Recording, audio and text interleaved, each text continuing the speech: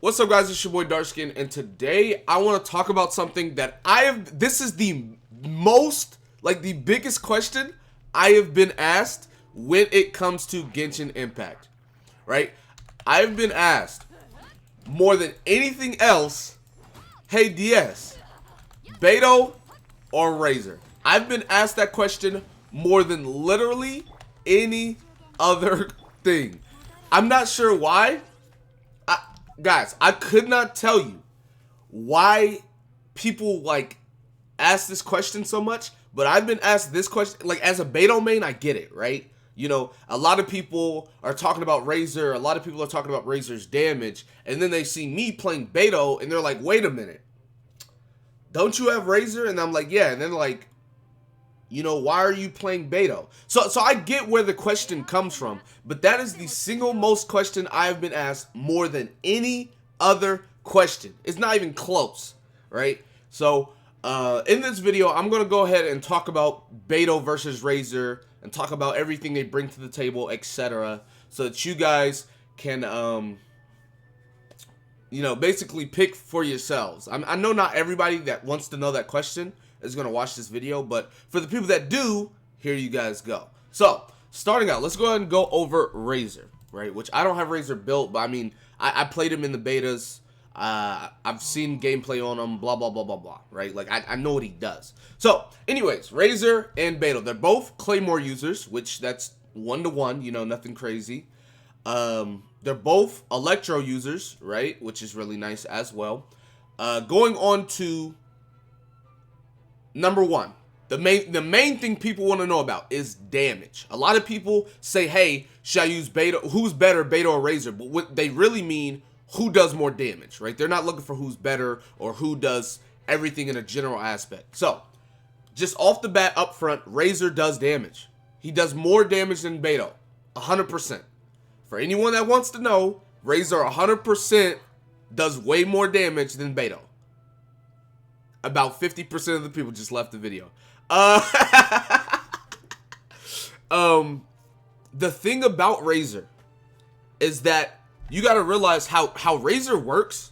If you look at his Thunderclaw, when you press his Thunderclaw, it deals electro damage, and upon striking an enemy, Razor will gain an electro sigil, which increases his energy recharge rate. He can gain up to 3 electro sigils. Razor's kit is built around him cycling his ult as much as possible.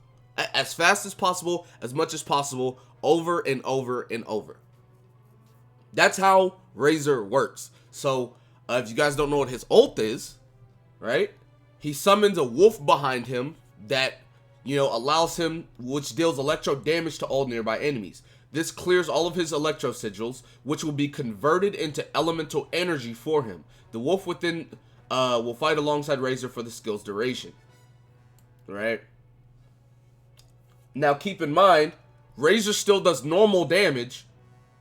But the wolf does electro damage. It raises Razor's attack speed and electro resistance, and it calls him to be immune to electro charge, you know, status effect, or, you know, blah blah blah. Right? He can't charge attack, but it doesn't matter because he's getting attack speed.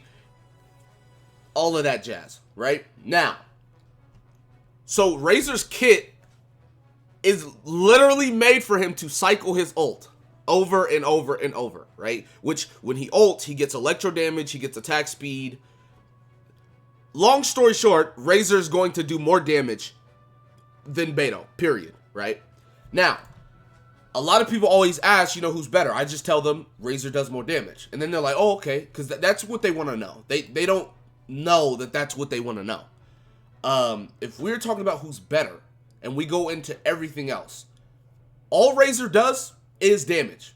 That's it, right? Like, if he had like a bio, it'd be like, hey, my name's Razor, I do damage. That's what Razor does, right? If you pop ult with Razor and switch him out, nothing happens. If you use his E or whatever, switch him out, nothing happens. That's it. That's all Razor is.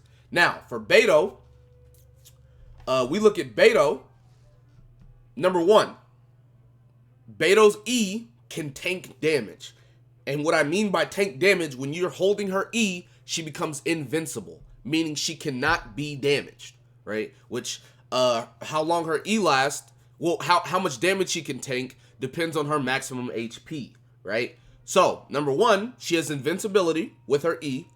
Number two, she has a mechanic where if you perfect counter, she will do the maximum counter damage, right? So it's like Razor's going to be hitting for what? I know some people's Razor be hitting for dumb damage, right? You're going to be hitting for what? 3, 4, 5,000, right? Well, Beidou's counter, I've hit upwards of 21,000. You know what I'm saying? I casually hit between 14,000 and 16,000 on stream all day, right? So my casual counter, right? Perfect counter is between like 14,000, 16,000, right? And that's not including, you know, any other requirements that I could, you know, boost myself, like attack boost or whatever. Now, on top of that, and let's we can go ahead and look at his, you know, decreases Claw and Thunder's cooldown reduction, or cooldown. Using Lightning Fang resets the cooldown of Claw and Thunder. So keep in mind, his E has cooldown reduction, and his ultimate gives his E a reset. Then Hunger, when Razor's energy is below 50%, increase energy recharge. So that's just feeding into cycling his ult and his, like, using his E ability, like I said. But Beidou, whenever she perfect counters, she, like I said, she gets the maximum damage bonus, and when she perfect counters, she gets an attack speed buff, and she gets an attack percent buff as well. So her attack, her normal attacks and charged attacks increase damage by 15%, and her attack speed is increased by 15%. Right? On top of her ult gives her damage reduction. Both of their ults give, like, you know, not be able to be interrupted. But yeah, her ult gives damage reduction, and she doesn't do electro damage. After she attacks, it chains electro damage.